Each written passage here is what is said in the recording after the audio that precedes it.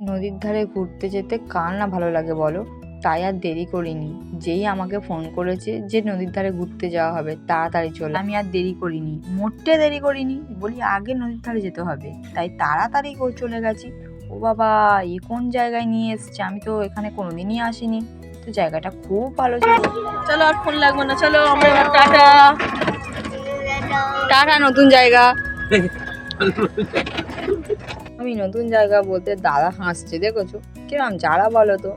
আমি তো ওখানে প্রথমেই গেছি, তাই বলেছি নতুন জায়গা। নদীর ধার থেকে আসার সময় ভাদুরার মোড় থেকে চিকেন কিনে নিয়ে এসেছি। আজকে রাতে হবে চিকেন তান্দুরি, তাই সবাই মিলে তোড়জোড় নিয়ে বসে পড়েছি। আমি সবার আগে গিয়ে ওখানে বসে আছি। বাবা, আমি ওখান থেকে উঠবোই না। আমি চলে গেলে যদি ওরা সবাই খেয়ে নেয়, ওই জন্য দেখুন আমার মেয়েও ওখানে থাবড়ে বসে আছে। আমার মেয়েও ওঠেনি। আর এত ঠান্ডা পড়েছে, একটু আগুনের ধারে বসে থাকলে একটু গাটা গরমও হয়। তাই এদিকে ওরা কাজ করছে করুক, আমি বাবা বসেই থাকি। আমাকে যখন ফোন করেছিল তখন বলল তাড়াতাড়ি চলে আয়, আজ রাতে চিকেন তান্দুরি হবে। আমি বলেছিলাম না না, আমি যাব না, আমি কালকেরই যাব। ভাগ্যিস চলে গেছিলাম, না হলে কত কিছু মিস করে যেতাম বাবা। সেদিন রাতে আর ভিডিও করা হয়নি, খেয়ে আর শুয়ে পড়েছি, এত ঠান্ডা। এটা পরের দিন সকালবেলায় আমাদের পিকনিক হচ্ছে, সবাই মিলে একসাথে। তো এদিকে কাকিমা পকোড়া ভাজছে। আমার তো পকোড়া খেতে খুব ভালো লাগে, তাই চলে এসেছি একটা গামলে নিয়ে, বলেছি আগে আমাকে দিতে হবে।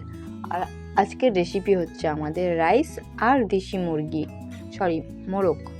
আর এদিকে জামাইবাবু সব কিছু ভাজাভুজি করছে, কারণ মিক্স রাইস হবে। তো চিংড়ি ডিম সব কিছু ভাজাভুজি করছে। আর সবাই মিলে দেখো আমরা এদিকে আনন্দ করছি, কারণ পিকনিক মানে তো আনন্দ, এটা তো স্বাভাবিক না। আর দেশি মোরগটা এই জামাইবাবুই করেছিল, রান্নার দারুণ হয়েছিল। তো চলো তোমাদেরকে বাগানটা ভালো করে ঘুরিয়ে দেখাই। তো খুব সুন্দর বড় সড়ো বাগান, আর চারিদিকে হচ্ছে গাঁদা ফুলের চাষ, সবজি চাষ। এমন কোনো সবজি নেই যে চাষ হয়নি, সব রকমের সবজি আছে। আর এই পুঁচকিটা হচ্ছে কোলেই থাকতে চায় না, তাই ওকে একটু নিয়ে বাইরে পরিবেশটা দেখাচ্ছিলাম।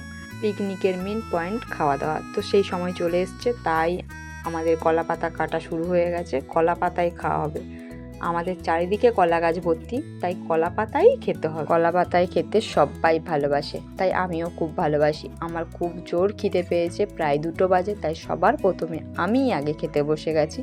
তো মিক্স রাইসটা দারুণ ছিল, আর তার সাথে ছিল দেশি মোরগ, চাটনি, পাঁপড়, মিষ্টি, জাস্ট ওয়াও ছিল। তো আমি তো সবার আগে খাওয়া শেষ করলাম, বাকি যারা ছিল সবাই খেতে বসে গেছে। তো আমরা ততক্ষণ খেতে থাকি, ততক্ষণ তোমরা লাইক কমেন্ট শেয়ার করে দাও প্লিজ। ভালো থেকো, সুস্থ থেকো, দেখা হচ্ছে অন্য কোনো ভিডিওতে। টাটা।